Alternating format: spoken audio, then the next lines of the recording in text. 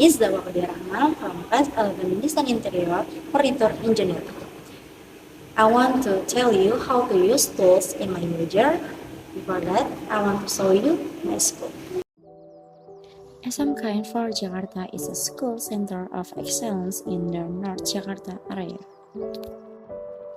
This vocational school has a very large building and a lot of achievements. It has 10 majors, one of which is Design Interior Furniture Engineering.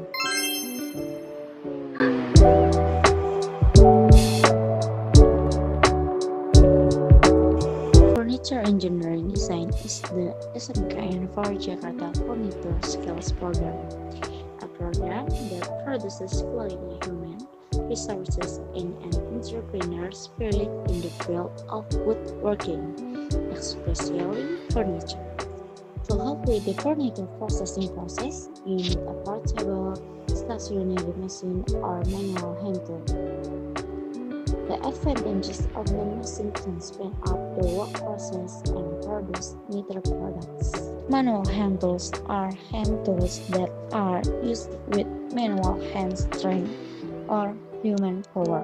One of the manual hand tools that is often used in the furniture product process is a chisel.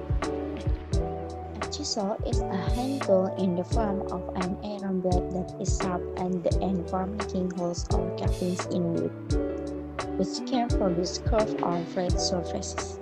In addition, chisel can tidy up and smooth the shape of the wood.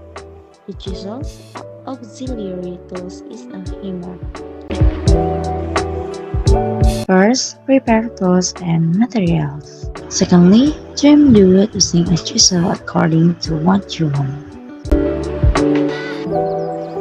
And finally, if you want to smooth the surface of the wood, you can use sandpaper to smooth it.